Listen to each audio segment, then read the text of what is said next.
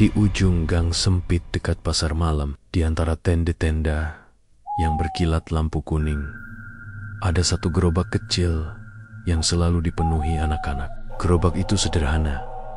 Papan kayu, sebuah tungku minyak tua yang berpendar merah, dan sebuah wajan besar yang berputar pelan seperti mata yang tak pernah tidur. Di atas papan tertulis tanda sederhana, telur gulung gurih, dengan huruf yang sudah mulai pudar.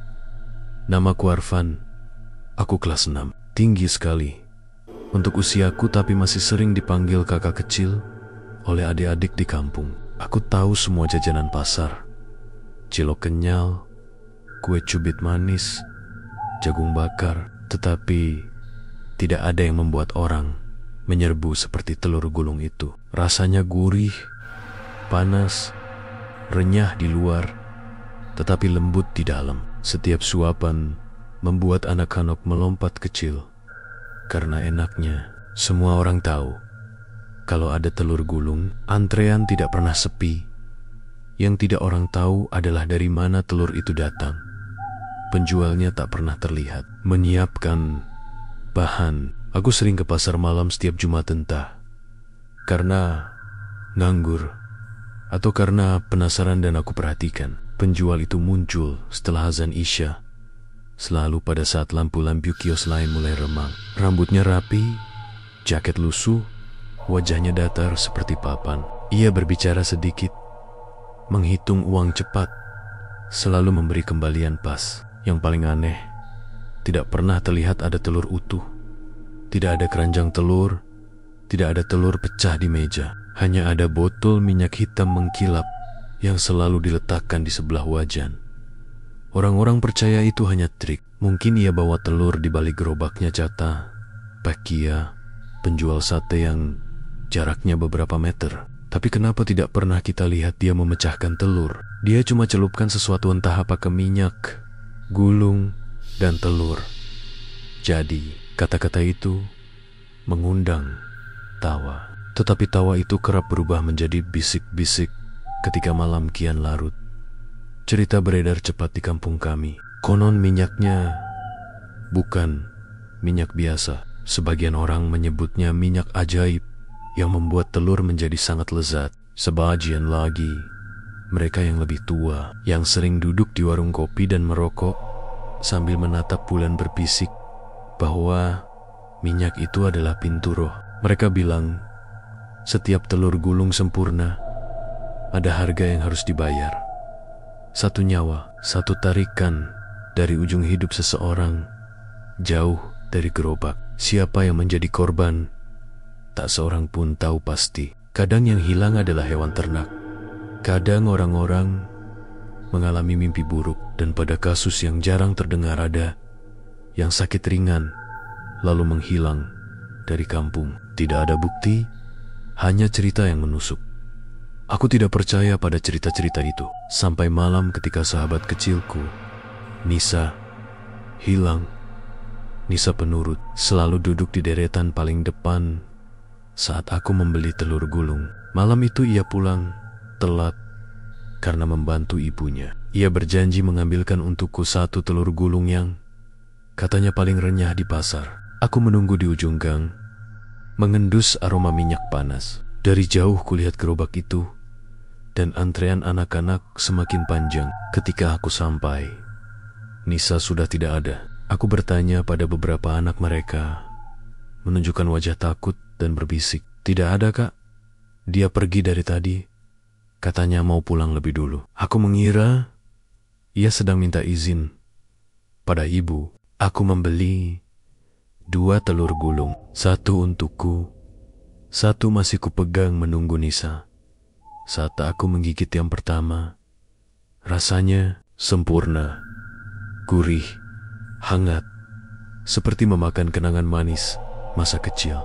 Tetapi di langit, awan menutup bulan, dan lampu-lampu pasar seakan remang lebih cepat dari biasanya. Suatu rasa dingin menjalar ke tengkukku, seperti tatapan yang tak terlihat. Aku berjalan menuju gang kecil yang biasa dilalui Nisa. Di sana ada tumpukan kardus dan botol bekas tempot enjing-enjing kampung biasa tidur. Tapi malam itu, di antara beang-beang yang disapu oleh lampu gerobak, aku melihat sesuatu. Sepotong kain warna hijau muda kain jepit rambut Nisa. Hatiku melompat. Aku panggil namanya. Suaraku serak. Hanya angin yang menjawab.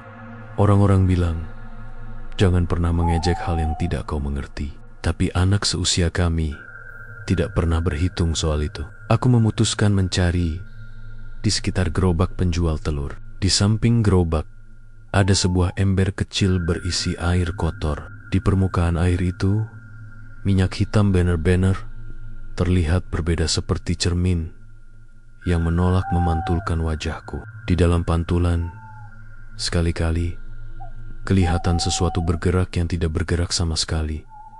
Bayangan tipis, seperti jari-jari panjang yang menari di bawah permukaan. Penjual itu berdiri dekat wajan. Tangannya mengangkat sesuatu yang tidak terlihat seperti menarik helai-helai udara.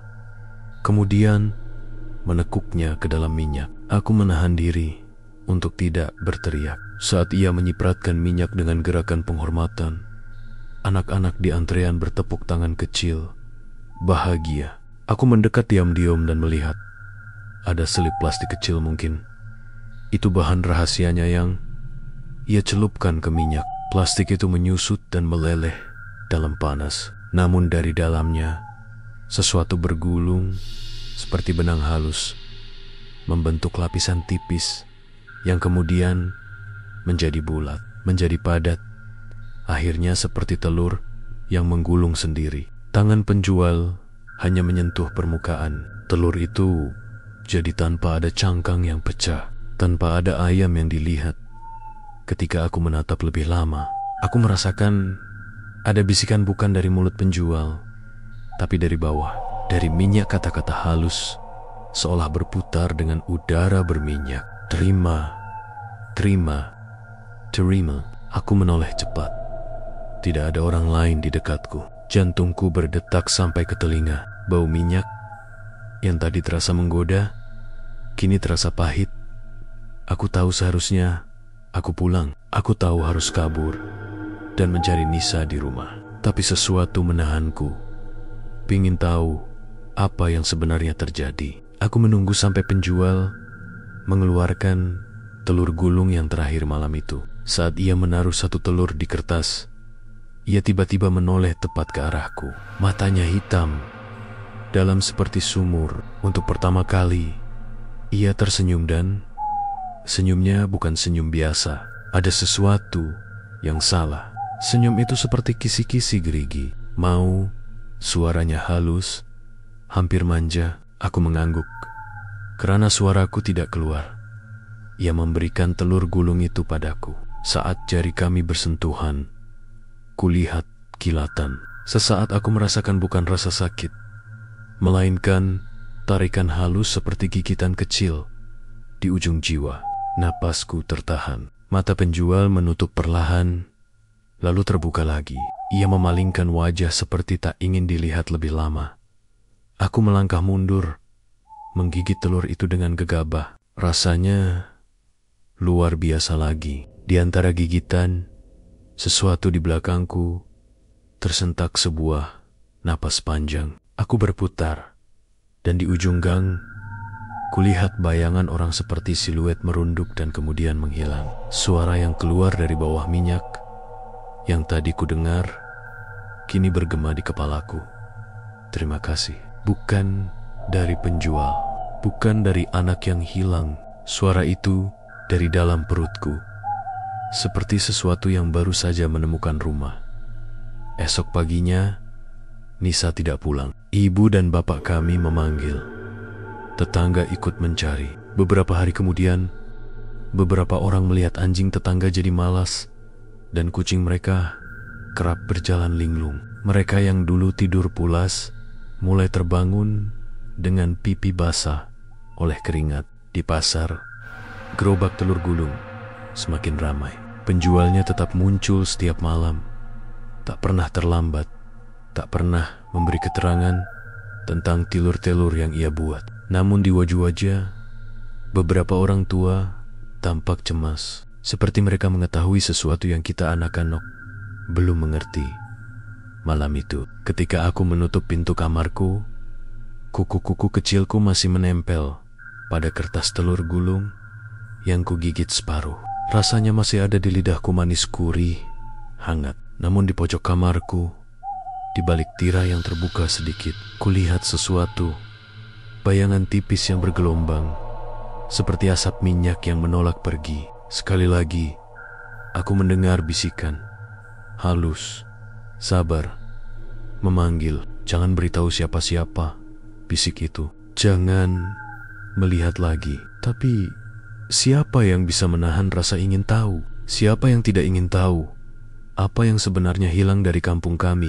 Aku menidurkan telinga ke bantal, tapi tidur tak datang. Pikiran tentang Nisa seperti benang yang terus ditarik. Di luar, pasar berlanjut, dan lampu gerobak menari-nari seperti mata-mata kecil. Di suatu saat, aku bermimpi.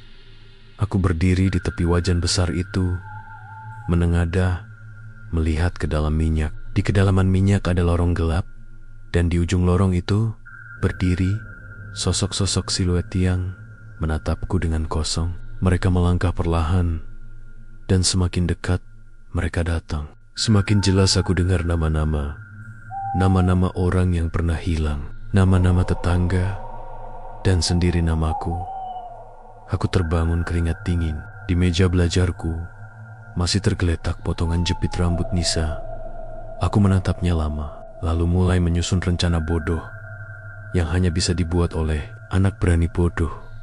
Mencari tahu dari mana minyak itu berasal. Di luar, lampu gerobak perlahan padam untuk malam itu. Tetapi bau telur gulung yang khas masih menggantung di udara seperti janji yang belum ditepati. Dan di dalam hatiku, rasa takut mulai berubah menjadi sesuatu yang lain. Ketegasan. Aku akan tahu. Aku harus tahu. Untuk Nisa. Di akhir bab ini, ketika angin malam menderu dan bayang-bayang pasar melebur menjadi satu, aku menaruh potongan telur gulung yang tersisa ke dalam kulkas seolah menyimpan bukti dan berbisik pada diriku sendiri. Jangan makan lagi sampai kau tahu kebenarannya. Namun di belakang kata-kata itu, aku tahu betul aku belum siap menahan rasa lapar yang lebih dalam. Lagi rasa lapar yang tidak hanya di perut, tetapi di tempat yang lebih sunyi. Di desa kami, malam-malam selanjutnya tidak pernah sama lagi. Ada rasa bahwa sesuatu sedang menunggu di sana. Di balik minyak yang mengkilap, sesuatu yang sabar dan licin, yang menerima persembahan dengan senyuman. Dan aku, dengan potongan jepit rambut Nisa di tanganku, memulai langkah pertama menuju pintu yang tidak seharusnya dibuka. Sudah 3 malam sejak Nisa menghilang. Polisi sempat datang, tapi mereka hanya menulis di buku kecil, lalu pergi tanpa hasil. Orang-orang bilang Nisa mungkin kabur, mungkin ikut sanak saudara di luar kota, atau mungkin dia hanya tersesat. Tapi aku tahu yang sebenarnya tidak sesederhana itu. Karena setiap malam saat aku hendak tidur, ada bau minyak panas yang muncul dari arah jendela. Bau itu sama persis seperti minyak di gerobak telur gulung gurih. Amos, dan entah kenapa selalu diikuti oleh suara halus seperti gelembung pecah di telinga. Dan setiap kali aku mencium bau itu, aku mendengar bisikan yang pelan, panjang, dan tidak jelas. Tapi satu kata selalu bisa kupahami. Lapa. Malam itu aku duduk di meja belajar, menatap jepit rambut Nisa yang masih kusimpan dalam kotak kecil. Aku belum berani menceritakan apapun ke orang tuaku. Setiap kali ingin bicara, rasanya seperti ada sesuatu yang mencekik di tenggorokan. Seolah ada yang tidak ingin aku membuka mulut. Aku mencoba menenangkan diri dengan menulis di buku catatan. Tapi tiba-tiba lampu kamarku redup. Nyala bohlam bergetar seperti mau padam. Angin dingin menyusup lewat jendela, membawa bau minyak yang makin kuat. Aku menoleh ke arah jendela dan di sana, di kaca yang berembun, Kulihat sesuatu, bayangan seseorang. Wajahnya samar, seperti kabut. Tapi aku tahu mata itu bukan mataku. Mata itu bulat, hitam, seperti 2 titik minyak yang berputar perlahan.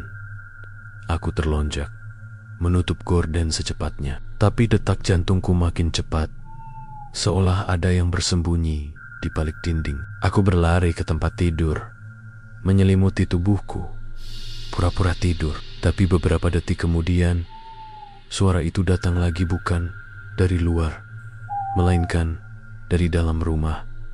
Arfan, suaranya seperti bisikan orang yang tenggelam dalam air panas. Inok kan. Aku menggigit bibirku. Itu suara yang pernah ku dengar, suara penjual telur gulung itu. Pelan-pelan, aku buka selimut dan menatap ke arah pintu kamar. Celah pintu terlihat sedikit terbuka, menampilkan cahaya oranye yang aneh, bukan cahaya lampu, tapi seperti pantulan api dari minyak mendidih. Aku berjalan perlahan ke pintu. Bau telur makin kuat.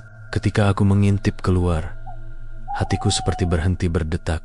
Di ruang tamu berdiri penjual telur gulung itu, masih dengan jaket lusuhnya, dan di tangannya ada wajan kecil yang berisi minyak mendidih. Tapi yang membuatku hampir pingsan, di dalam minyak itu ada sesuatu yang bergerak. Aku tidak bisa salah lihat. Sepasang tangan kecil yang seperti milik anak-anak berusaha keluar dari minyak. Kulitnya bergelembung, matanya terpejam, mulutnya terbuka seperti menjerit tanpa suara. Penjual itu menatapku dan tersenyum. "Minyak ini haus," katanya pelan. Dan dia suka anak-anak yang tidak bisa diam. Aku mundur perlahan, tapi kakiku menabrak kursi. Suara berderak membuat penjual itu menoleh tajam. Wajahnya tiba-tiba memanjang seperti lilin, meleleh, dan matanya menetes hitam. Ia menunduk, meniup minyak itu, dan dari dalam wajan muncul asap pekat tebal, hitam, dan berbau amis.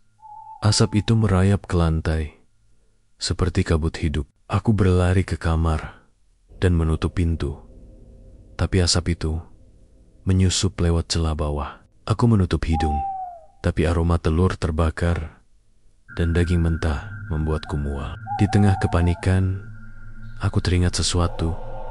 Telur gulung yang kusimpan di kulkas. Mungkin itu sumbernya. Aku berlari ke dapur. Kulkas terbuka dengan bunyi berderit, dan di sana telur gulung itu masih ada. Tapi warnanya tidak lagi kuning. Sekarang hitam, berminyak, dan berdenyut seperti jantung kecil. Dari ujung tusukannya keluar cairan pekat menetes ke lantai, meninggalkan jejak seperti darah. Aku ingin membuangnya, tapi tiba-tiba seluruh ruangan jadi gelap. Hanya kulkas yang tetap menyala memantulkan bayangan wajahku di pintunya. Dan di pantulan itu, aku bukan aku di wajahku. Ada senyum panjang, mata menghitam, dan di tangan pantulanku ada wajan. Aku berteriak, menjatuhkan telur gulung itu. Begitu menyentuh lantai, benda itu pecah, mengeluarkan asap hitam yang berubah menjadi tangan kecil, tangan Nisa, Arfan. Suaranya lirih, tapi jelas. "Daya lapa." Aku menjerit dan mundur, tapi tangan itu menarik pergelangan kakiku. Dingin dan licin, seperti minyak beku. Aku hampir terseret, kalau saja lampu rumah tiba-tiba menyala kembali. Dalam sekejap, tangan itu lenyap, bau telur hilang, dan wajan yang tadi dipegang penjual juga tak ada. Semua seperti mimpi, tapi di lantai masih ada jejak minyak hitam berbentuk tangan kecil. Keesokan paginya, aku bangun dengan mata sembab. Aku yakin semalam bukan mimpi, karena di telapak kakiku masih terasa dingin aneh seperti beku. Ibu memanggil dari dapur, menyuruh sarapan. Aku duduk di meja makan, tapi begitu menatap piringku, aku hampir muntah. Ibu menyajikan telur dadar, warnanya kuning sempurna, tapi dari permukaannya ada gelembung kecil yang meletup mengeluarkan aroma yang sama dengan telur gulung itu. Aku menolak makan, tapi ibu memaksa. Kenapa, Fen? Telur ini baru. Ibu masak pagi-pagi, katanya. Aku hanya diam. Namun saat aku menatap wajan di kompor, aku terpaku. Minyak di dalamnya berputar perlahan, dan di permukaan minyak itu ada pantulan wajah Nisa menatapku. Tersenyum. Hari-hari berikutnya menjadi lebih aneh.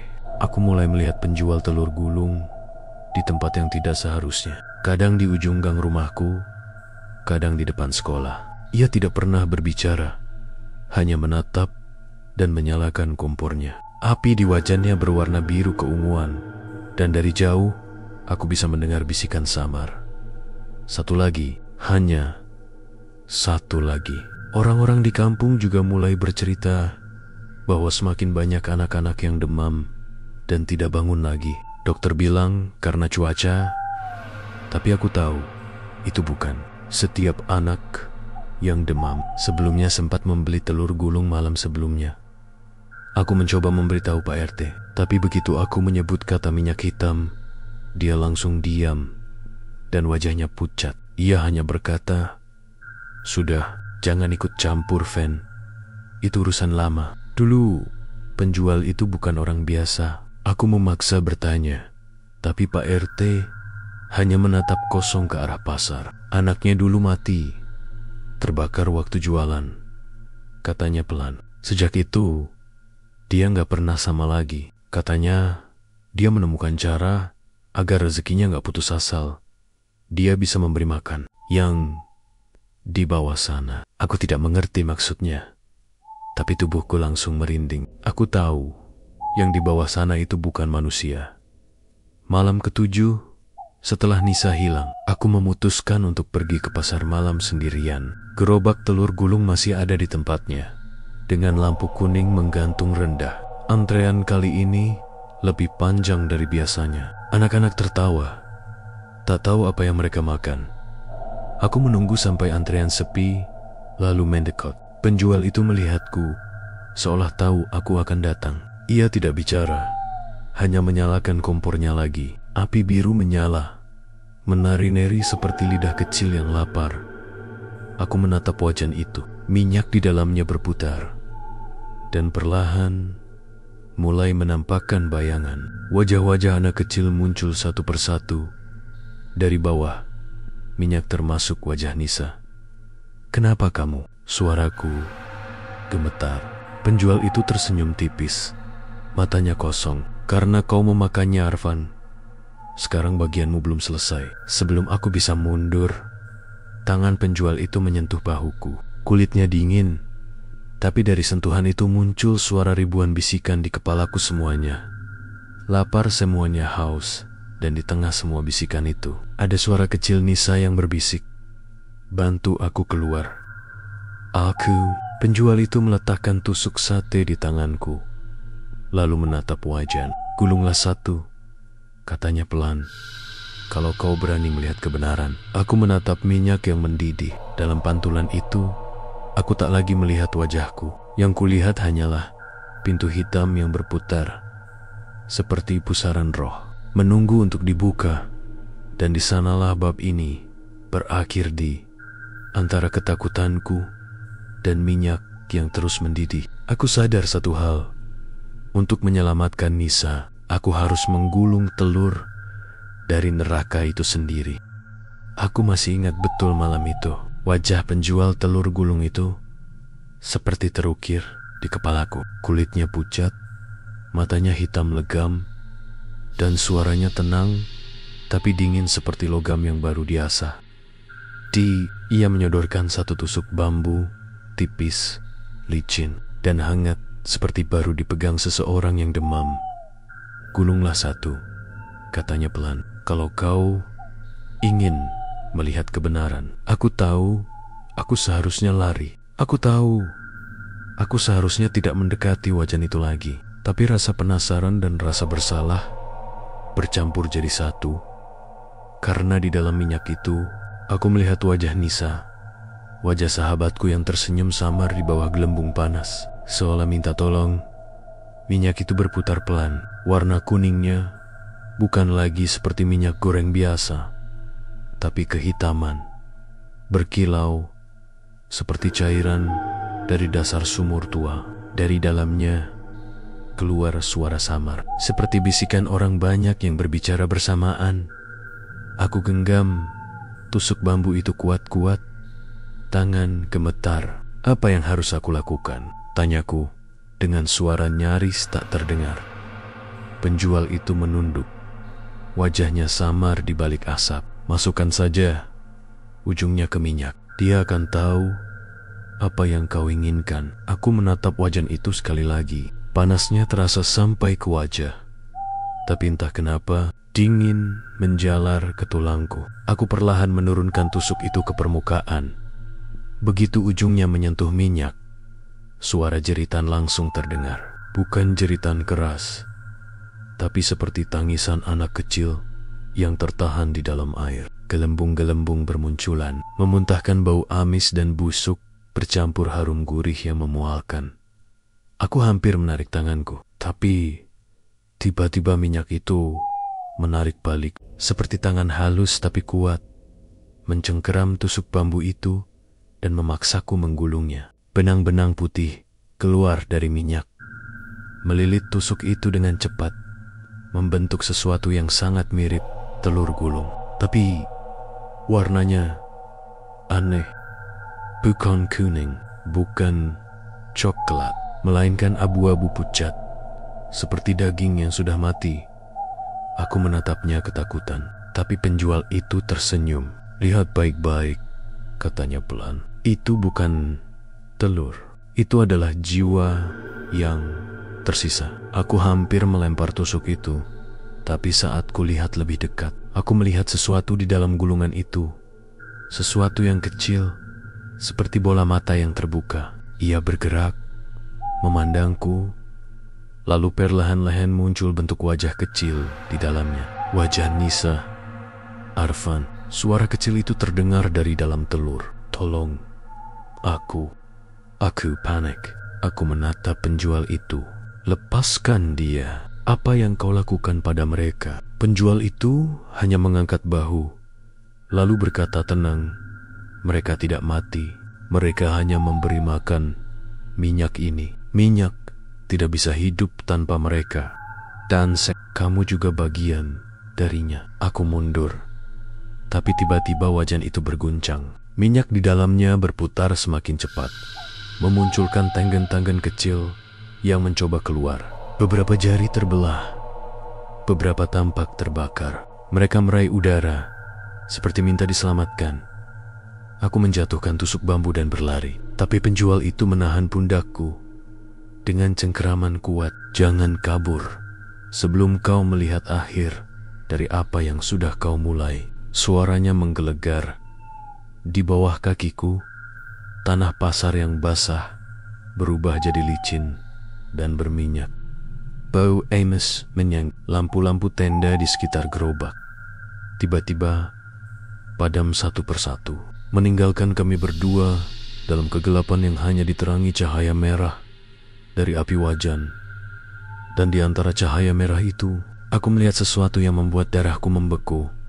Di balik gerobak, berdiri sosak-sosak anak kecil.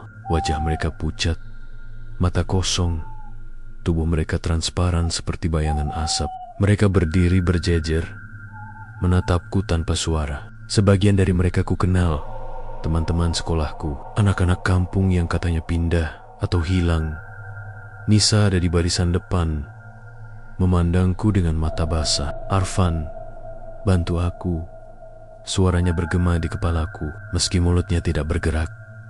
Aku mundur, tapi penjual itu sudah di belakangku. Kau bisa menyelamatkannya, katanya pelan. Tapi setiap jiwa yang kau ambil dari minyak harus diganti dengan satu lagi. Aku diganti. Ia mendekat, wajahnya perlahan berubah. Kulitnya terkelupas, dan di bawahnya bukan daging, tapi lapisan minyak yang mengalir seperti darah kental. Maksudnya, Kau harus mengorbankan seseorang yang masih hidup. Aku ingin menjerit, tapi suaraku tak keluar. Dunia di sekelilingku seperti terhenti. Suara pasar lenyap. Udara menjadi berat. Wajan di depanku bergolak seperti lautan. Pilihannya mudah, Arfan, kata penjual itu. Matanya berkilat hitam. Biarkan temanmu tetap di bawah sana, atau berikan satu jiwa baru agar dia bisa keluar. Aku tidak bisa berpikir. Otakku seperti terbakar. Tapi di tengah kekacauan itu, aku melihat wajah Nisa lagi. Wajahnya tidak marah, hanya sedih. Seolah ia tahu aku tidak akan sanggup melakukan hal sekejam itu. Aku menunduk, dan di saat itulah aku sadar sesuatu. Di dekat wajan, ada botol kaca besar berisi cairan hitam pekat. Minyak itu, dan di bawahnya terukir tulisan kecil. Minyak ruh, jangan biarkan padam. Aku tahu itu sumber kekuatannya. Aku tahu aku harus menghancurkannya. Tanpa berpikir panjang, aku mengambil tusuk bambu dan melemparkannya ke arah botol itu. Botol pecah. Sekejap, terdengar jeritan ribuan suara yang memekakan telinga. Api dari wajan menyambar, minyak tumpah ke tanah, dan penjual itu menjerit keras. Kulitnya meleleh seperti lilin, tubuhnya terbakar oleh minyaknya sendiri. Tapi bukan api merah yang muncul, melainkan api hitam, dingin, berbau belerang. Sosok anak-anak yang tadi seperti bayangan mulai menghilang satu persatu, termasuk Nisa. Wajahnya tersenyum ke arahku sebelum lenyap dalam cahaya putih. Dan sebelum semuanya benar-benar padam, aku mendengar suaranya berbisik, "Terima kasih, Arfan." Tapi dia belum selesai. Aku jatuh pingsan di tanah. Aku terbangun di rumah sakit dengan perban di tangan. Orang-orang bilang aku ditemukan pingsan di pasar dekat gerobak yang terbakar. Tapi anehnya, mereka bilang tidak ada mayat, tidak ada penjual telur gulung, tidak ada wajan, tidak ada minyak, hanya bau gosong yang menempel di udara selama berhari-hari. Aku pikir semuanya sudah berakhir, tapi aku salah. Beberapa minggu kemudian, pasar malam dibuka lagi. Orang-orang lupa tentang kebakaran itu. Namun malam pertama pasar dibuka, aku mencium bau itu lagi. Bau minyak panas, gurih, dan amis. Aku menoleh ke ujung gang dan hampir pingsan. Di sana berdiri gerobak telur gulung baru dengan papan bertuliskan cat merah. Telur gulung gurih, resep baru. Dan di balik wajan berdiri seseorang dengan wajah yang sangat kukenal. Wajah yang seharusnya sudah tidak ada. Wajah Nisa. Ia menatapku dengan senyum datar. Matanya hitam legam seperti minyak pekat. Dan saat aku terpaku di tempat, ia memanggil dengan suara lembut, "Arfan, mau kau bersatu? Gratis untukmu." Minyak di wajannya berputar lagi, pelan tapi pasti, seperti sesuatu yang baru saja bangun dari tidurnya. Dan di antara bunyi wajan mendidih itu, aku tahu satu hal, minyak itu belum kenyang. Setelah malam itu, aku tidak pernah lagi datang ke pasar malam. Setiap kali lewat di jalan menuju sana, rasanya dadaku seperti diremas. Bau minyak gosong yang dulu hanya samar, kini tercium di mana-mana di udara sore, di gorengan pinggir jalan, bahkan di rambutku sendiri. Kadang aku pikir aku hanya berhalusinasi, tapi setiap kali aku memejamkan mata, aku masih melihat wajah Nisa yang terakhir kulihat di pasar malam itu tersenyum sambil memegang tusuk telur gulung. Dengan mata hitam legam yang tidak lagi seperti manusia, aku berusaha melupakan semuanya. Sekolah mulai lagi. Teman-temanku tidak banyak yang berani menyinggung soal Nisa. Orang tuanya sudah pindah dari kampung. Katanya tidak kuat menunggu kabar. Tapi malam-malam di rumahku mulai berubah aneh. Setiap pukul 2 dini hari, aku selalu terbangun karena mendengar suara cekit-cekit dari dapur, seperti bunyi minyak panas yang meletup. Awalnya kukira itu tikus, tapi saat aku turun diam-diam, semua kompor dalam keadaan mati. Bau telur goreng tercium kuat sekali. Dan anehnya, di meja dapur selalu ada satu piring kosong dengan bekas minyak bundar di tengahnya, seolah baru saja digunakan untuk menaruh telur gulung. Ibu selalu bilang aku terlalu banyak menonton film seram. Tapi aku tahu ini bukan sekadar mimpi buruk, karena suatu malam aku melihatnya dengan mata kepalaku sendiri. Malam itu hujan turun deras, angin menggatu kinggetah jendela kamar, dan petir menyambar dari jauh. Aku baru saja mencoba tidur ketika listrik padam, gelap total. Tapi dari arah dapur ada cahaya kecil kekuningan, seperti pantulan api kompor. Aku keluar perlahan, menahan napas, berjalan di antara dingin udara dan bunyi tetes air. Hujan yang jatuh dari atap seng, dari balik pintu dapur yang sedikit terbuka. Aku melihat bayangan kecil sedang berdiri di depan kompor. Rambutnya panjang, tubuhnya basah kuyup, dan di tangannya ada tusuk bambu. Ia sedang menggulung sesuatu di atas wajan yang menyala sendiri.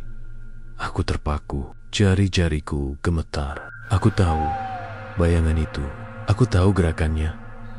Aku membuka pintu pelan-pelan, dan di sana, di depan wajan berisi minyak yang berputar sendiri, berdiri Nisa. Bajunya masih sama seperti malam ia hilang. Kaos hijau muda dengan celana pendek, tapi kulitnya pucat sekali. Matanya menghitam sepenuhnya, tanpa putih mata. Dan setiap kali ia menggulung, kulit lengannya tampak meleleh sedikit oleh panas minyak, namun tidak terbakar. Hanya menyatu kembali, seperti lilin cair. Nisa, suaraku nyaris tidak keluar. Ia menoleh perlahan, senyum di wajahnya begitu pelan dan dingin. "Often," katanya lirih. "Aku sudah pulang." Aku mundur setapak, tapi tubuhku kaku. "Bagaimana kau bisa? Aku tidak pernah benar-benar hilang," potongnya. "Aku hanya berada di bawah sana, di dalam minyak, dan kau yang membuka pintunya." Aku menatap wajan itu. Minyaknya bukan warna emas, melainkan hitam pekat. Di permukaannya kulihat bayangan aneh, seperti ratusan tangan kecil yang saling mendorong keluar. Kadang satu wajah muncul sebentar, lalu tenggelam lagi. "Aku lapar, Van," katanya dengan suara yang seperti dua orang bicara bersamaan. "Minyak ini tidak bisa padam. Ia butuh makan. Dan aku yang menjaganya." Aku ingin berlari, tapi suara tangannya memukul wajan membuat tubuhku gemetar. Cecaran minyak panas memercik ke lantai, menetes membentuk simbol aneh, lingkaran seperti mata. Dan dari arah simbol itu, udara terasa berat seperti sesuatu yang ingin keluar dari bawah lantai. Aku nekat mendekat, mengguncang bahunya. "Nisa, kau harus keluar dari sini. Kau bukan dia." Ia menatapku, dan untuk sesaat matanya berubah. Aku melihat mata Nisa yang dulu mata polos, penuh cahaya. "Aku tidak mau begini," katanya lirih. "Tapi aku sudah menandatangani darahku. Penjul, dia hanya penerus. Sekarang giliran aku." Aku tidak mengerti maksudnya. Tapi ketika ia menunjuk ke lantai, aku sadar sesuatu. Dari bawah ubin dapur muncul retakan kecil, dan dari dalamnya menetes minyak hitam pekat yang menetes ke arah wajan seperti darah yang mencari jalan pulang. Nisa tersenyum sedih. Setiap 7 hari, pintu itu terbuka. Satu jiwa harus masuk, supaya minyak tetap hidup.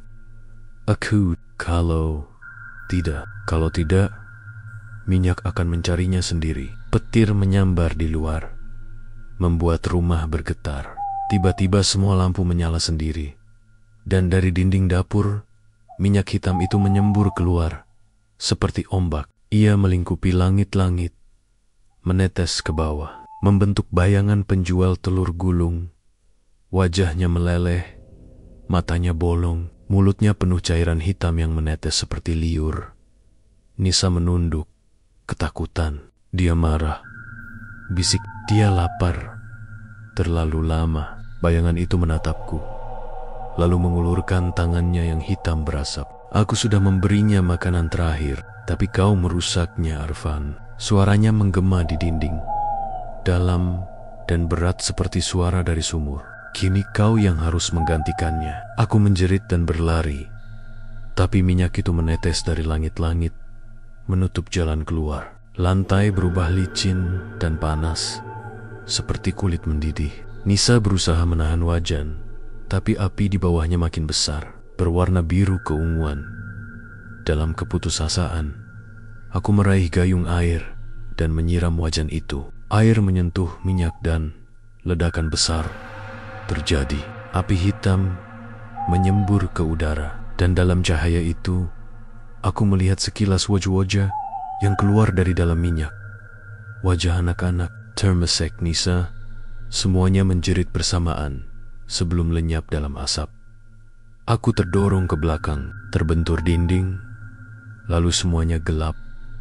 Saat aku sadar, aku sudah di ruang tamu. Rumah penuh dengan asap, tapi api sudah padam.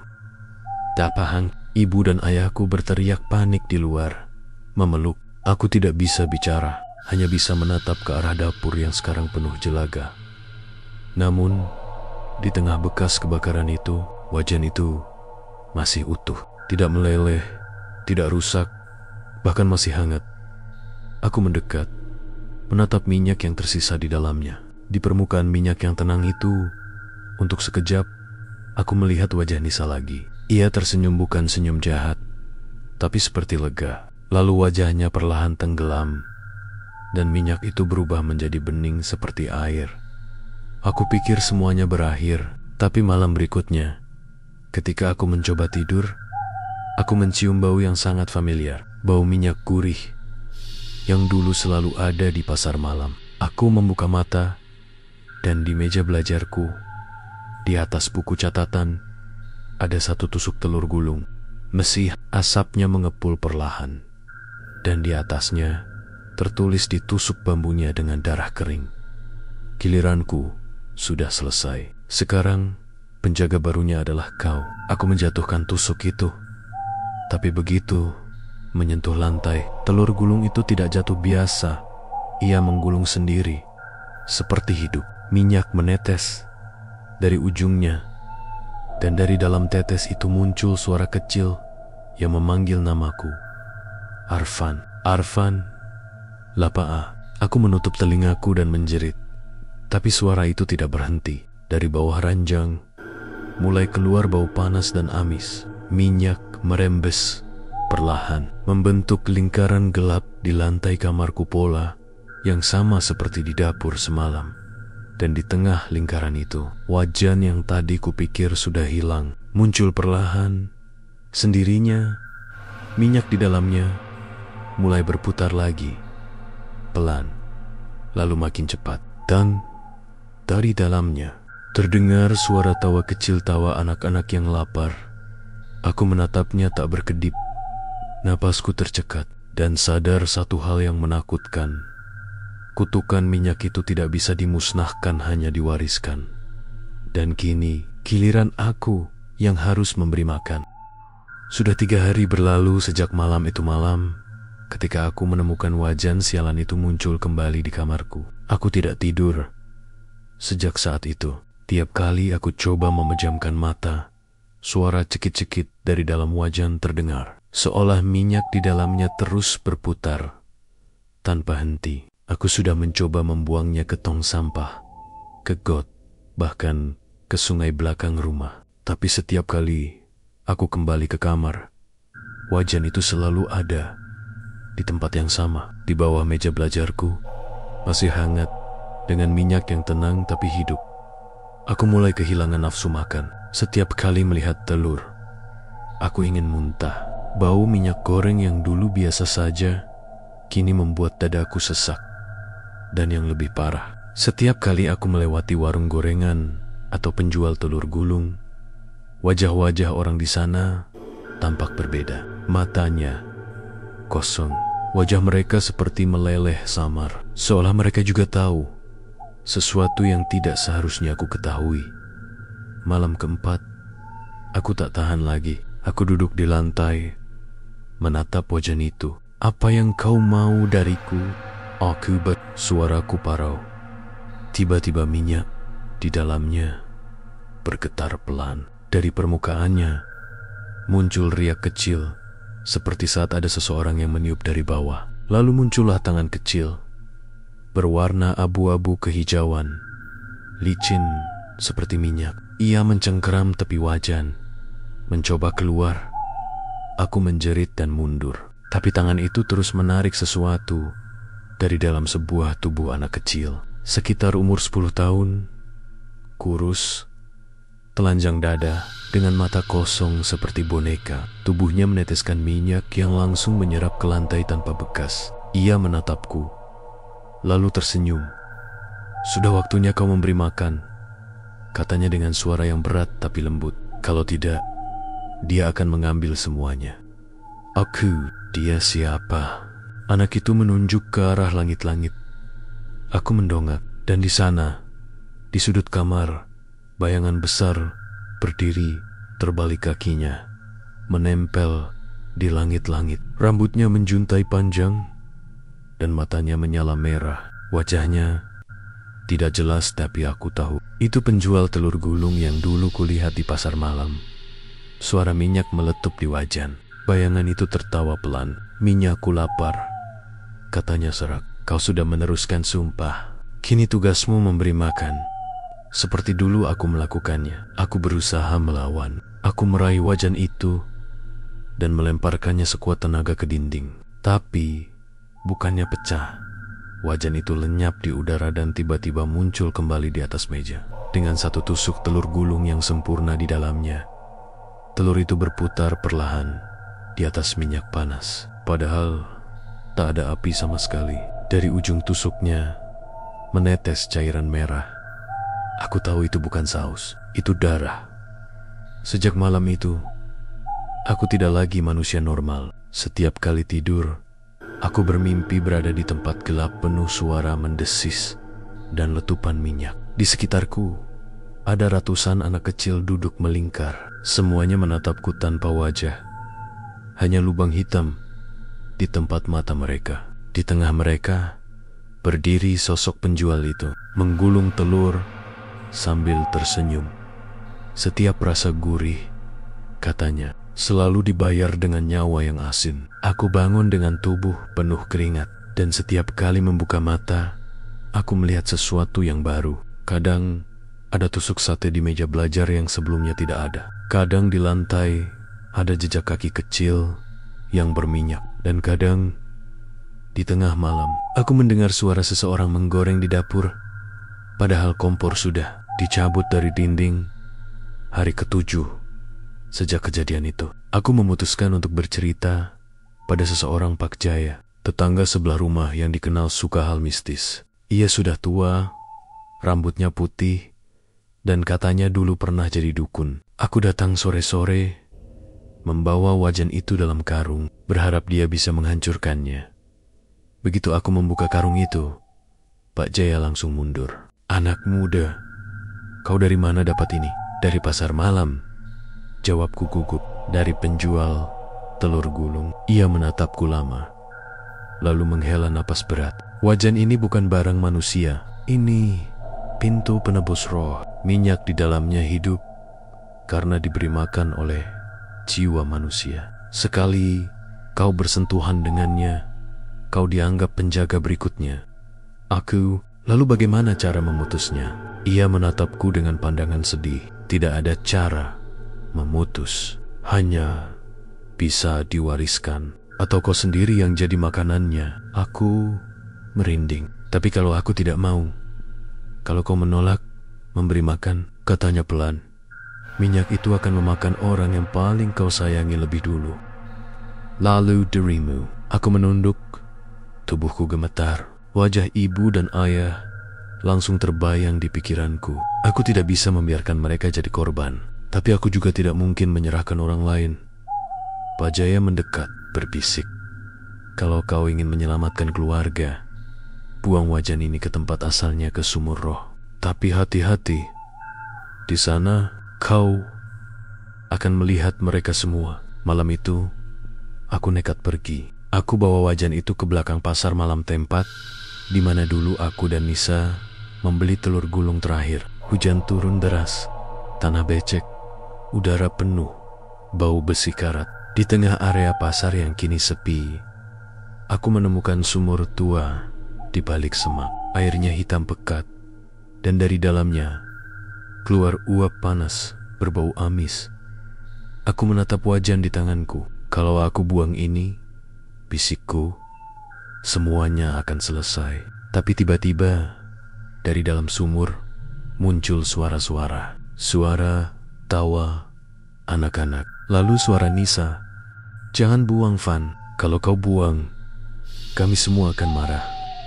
Aku terdiam. Air sumur mulai bergolak. Dari dalamnya muncul wajah-wajah. Wajah anak-anak yang dulu hilang di pasar malam. Wajah penjual telur gulung.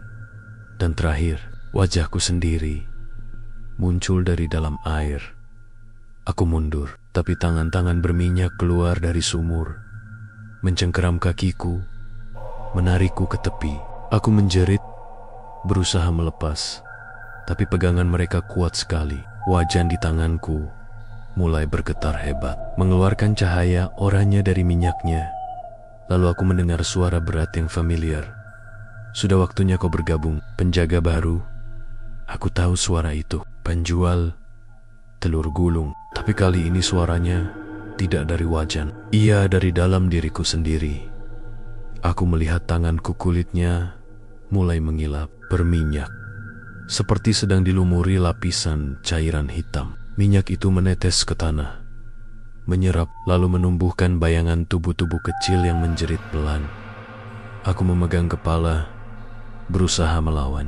Tidak, aku tidak mau. Tapi semakin aku berteriak, semakin banyak tangan keluar dari sumur. Mereka menarikku, menyeretku, sementara wajan itu terlepas dari tanganku dan melayang ke udara, berputar di atas sumur seperti benda hidup. Lalu semuanya berhenti, sunyi. Hujan juga berhenti. Aku berdiri di tepi sumur, sendirian. Wajan itu sekarang mengapung di air, perlahan tenggelam sambil berputar. Aku menatapnya, lalu tanpa sadar melihat pantulan wajahku sendiri di permukaan air. Tapi yang kulihat bukan diriku. Itu wajah penjual telur gulung.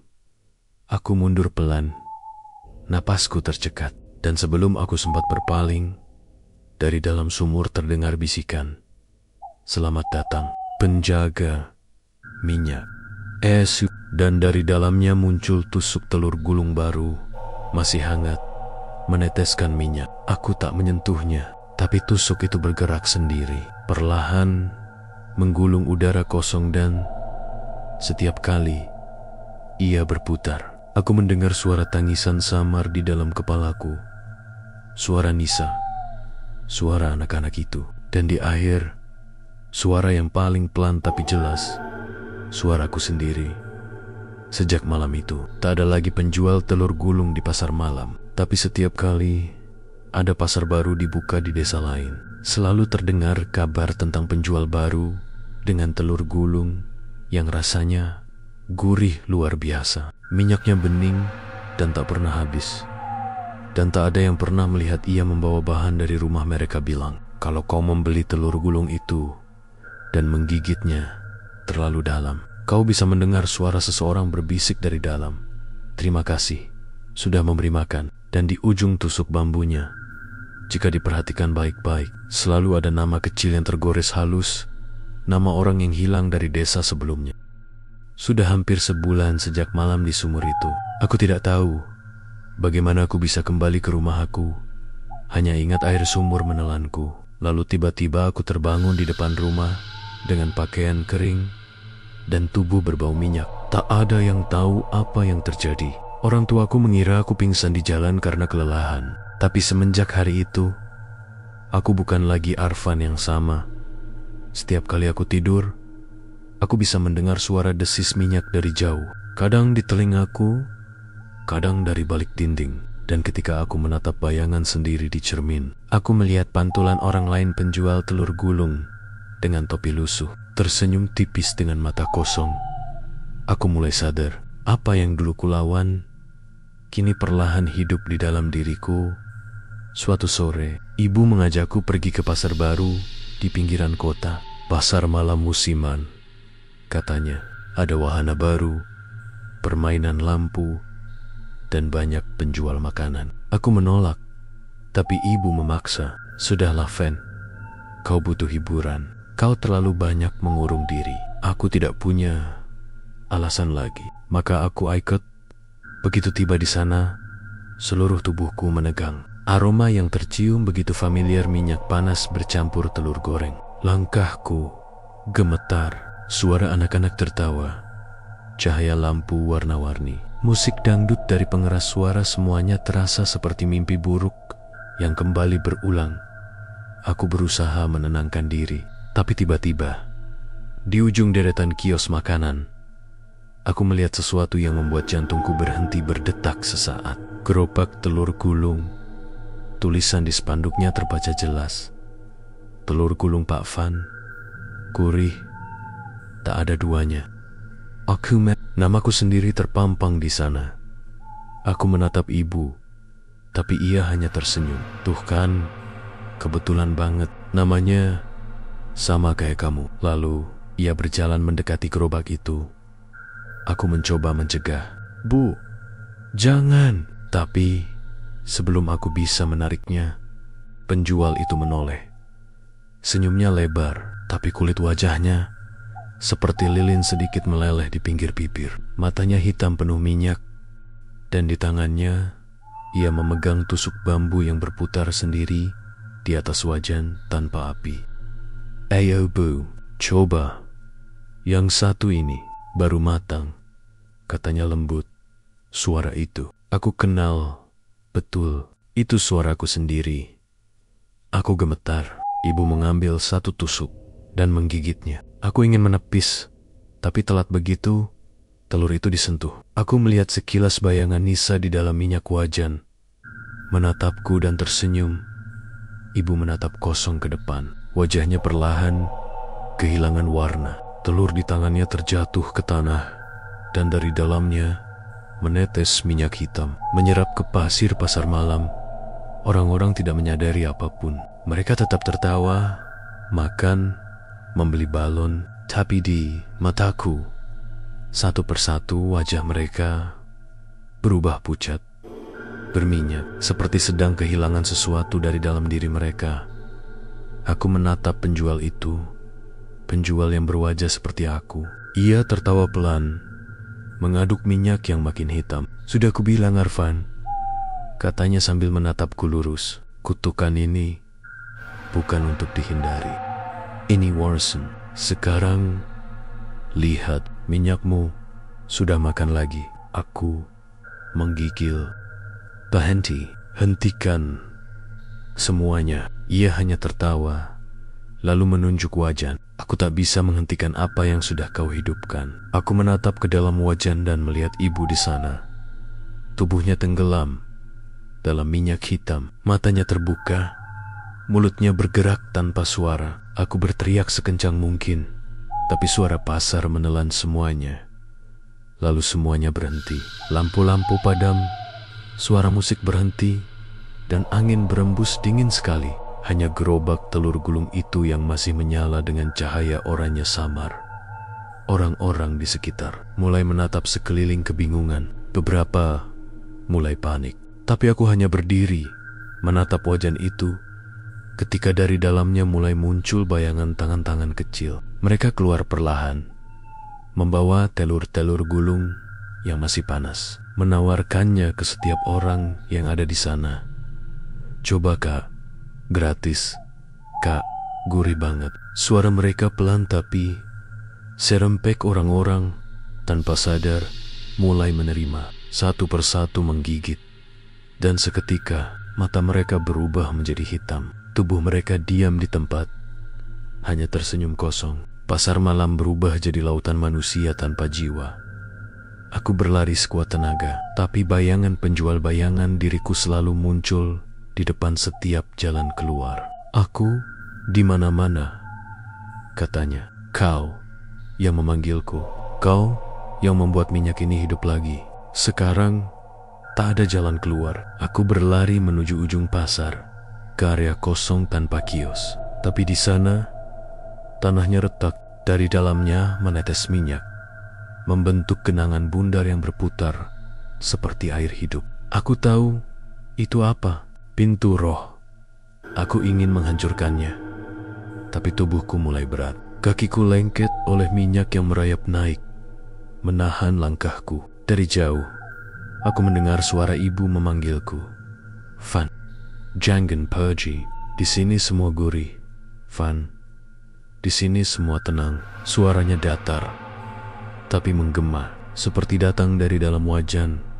Aku menatap ke arah gerobak yang kini berdiri di tengah pasar yang kosong. Penjual itu sudah tidak ada, hanya aku yang berdiri di sana.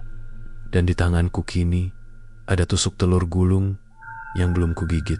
Aku tidak tahu bagaimana bisa muncul, tapi di tusuk bambunya tertulis lagi dengan darah, "Jika kau menolak, minyak akan memilih sendiri." Tiba-tiba tanah bergetar. Dari bawah pasar muncul suara gemuruh seperti ribuan wajan dipanaskan bersamaan. Lampu-lampu kembali menyala, tapi warna cahayanya bukan kuning melainkan oranye tua seperti bara api.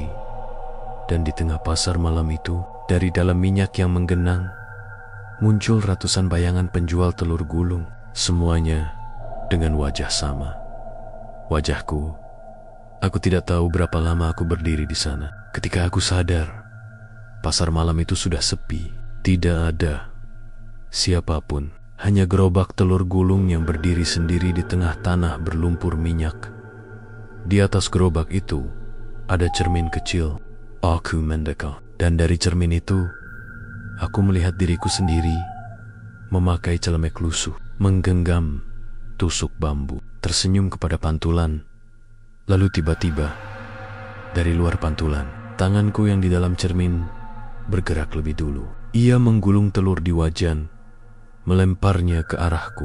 Telur itu jatuh di tanah, masih mengepul panas, dan ketika aku menatapnya, aku melihat mata ibu di dalamnya. Menatapku diam, aku menjerit, mundur, tapi kaki sudah terpeleset oleh minyak. Tubuhku jatuh menimpa tanah berminyak.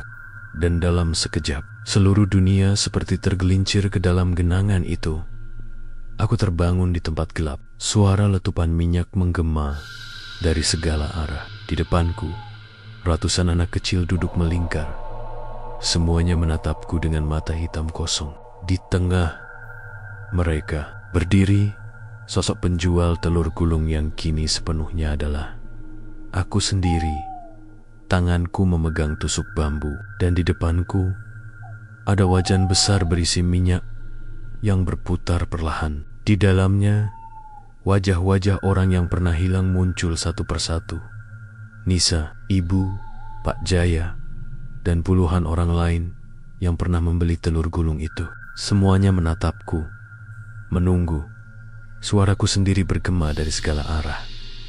Sudah waktunya memberi makan lagi. Aku menggulung telur pertama, memasukkannya ke dalam minyak. Minyak meletup, dan di dalamnya aku melihat bayangan pasar malam baru muncul di dunia nyata di kota lain, dengan penjual baru di bawah spanduk besar bertuliskan telur gulung penarik ruh, ere esep asli, aere. Dan di saat itulah aku sadar, aku tidak lagi hidup di dunia manusia. Aku hanyalah bagian dari minyak yang tak pernah padam. Minyak yang lapar, minyak yang akan selalu mencari jiwa baru untuk digoreng.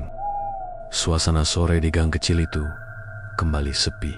Gerobak telur gulung yang dulu ramai dikerubuti anak-anak kini berdiri membisu. Cat kuningnya mengelupas, minyaknya hitam pekat seperti arang terbakar. Sejak kejadian malam itu, ketika suara jeritan terakhir, Rani menggema di udara dan api misterius melahap gerobak itu tanpa menyentuh tanah di sekitarnya. tak ada seorang pun berani mendekat. Namun, gosip tak pernah mati. Warga bilang, sesekali mereka masih melihat bayangan seorang gadis kecil berdiri di dekat tempat itu. Rambutnya basah, matanya kosong menatap ke arah wajan minyak yang tak lagi berisi apapun. Hari itu, Andi, abang Rani, datang dari luar kota. Ia mendengar kabar adiknya hilang secara misterius. Warga hanya bisa memberi jawaban setengah hati. Ketarik roh telur gulung, Mas. Ia menertawakan kalimat itu, menganggapnya hanya tahayul kampung. Tapi malamnya, ketika ia melangkah ke lokasi kejadian, semua tawa itu lenyap. Bau amis minyak tengik langsung menyeruak, menusuk hidungnya. Gerobak yang ia lihat siang tadi ternyata sudah tak ada. Yang tersisa hanya wajan besar dengan sisa minyak beku di dalamnya. Namun anehnya, minyak itu bergerak, berputar pelan seperti sedang diaduk dari bawah. Andi mundur satu langkah. Apa ini? Gumamnya. Dari pantulan minyak itu, ia melihat wajahnya sendiri, tapi tidak seperti biasanya. Matanya hitam legam, dan di belakang pantulan itu berdiri sosok yang tidak nyata. Seorang laki-laki tua, berkain lusuh, kulitnya gosong, dengan senyum lebar memperlihatkan gigi hitam legam. Di tangannya ada sumpit bambu panjang, masih meneteskan minyak.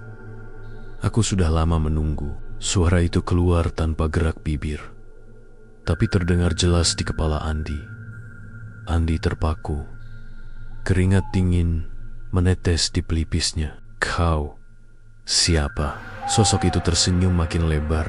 Aku yang memberi rasa pada telur gulung ini. Aku yang menjaga rezekinya. Dan sekarang, kau datang membawa darah yang sama. Minyak di wajan berdesir seperti air direbus. Dari dalamnya muncul tenggen-tenggen hitam kecil, menggeliat seperti cacing, mencoba meraih kaki Andi. Ia berusaha mundur, tapi tanah di bawahnya terasa lengket, seperti diselimuti lapisan minyak panas. Tiba-tiba, dari balik kegelapan, suara Rani terdengar lirih. Mas, tolong aku. Andi menoleh panik, mencari arah suara itu. Di seberang wajan, berdiri sosok kecil. Rambutnya menutupi wajah. Baju putihnya gosong di bagian bawah. Tapi yang paling menakutkan, dari dadanya mengucur cairan kekuningan, seperti kuning telur mentah. Rani, suaranya bergetar. Sosok itu mengangkat kepalanya perlahan. Matanya kosong, bola matanya berputar ke belakang, dan mulutnya sobek hingga ke telinga. Telo itu Hausmans, katanya dengan suara ganda, seperti dua orang bicara bersamaan. Andi berteriak dan mencoba berlari, tapi setiap langkah seperti menjejak lumpur panas. Di belakangnya, suara wajan meledak. Cipratan minyak panas berterbangan, namun tidak mengenai tubuhnya, justru menempel di udara, membentuk wajah-wajah samar dari anak-anak yang hilang. Suara tangisan kecil terdengar bersahut-sahutan. Kami ditukar dengan rasa kami lapar. Andi berusaha menutup telinganya, tapi suara itu justru masuk ke kepalanya, menggema dari dalam. Ia memejamkan mata, berdoa sekuat yang ia bisa, tapi di sela-sela itu, suara lelaki tua tadi berbisik di telinganya, dingin dan panjang. Kalau mau menolong adikmu, gantikan dia di minyak ini. Begitu ia membuka mata, wajan itu kini seperti kolam besar, berisi pusaran minyak yang berputar dengan kekuatan mengerikan. Di dalamnya terlihat bayangan tubuh Rani melambai lemah. Tanpa pikir panjang, Andi melompat ke arah wajan itu, berharap bisa menarik adiknya keluar. Namun, begitu tubuhnya menyentuh minyak, semuanya berubah.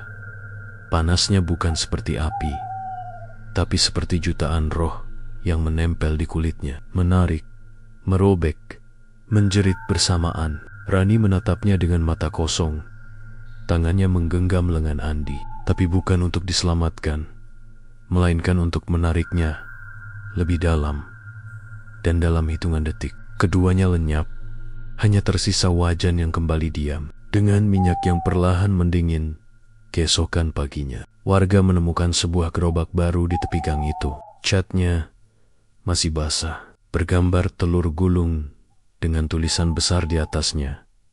Telur gulung Abang Andi, gurih asli, bikin ketagihan. Minyak di dalam wajan itu tampak bersih dan jernih, seolah baru diganti. Tapi jika diperhatikan baik-baik, di dasar minyaknya samar-samar terlihat wajah seorang gadis kecil yang tersenyum. Dan setiap kali telur tergulung sempurna, minyaknya bergetar pelan, seolah menelan sesuatu. Dan sejak hari itu, tak ada satupun anak yang kembali dari membeli telur gulung di gang itu.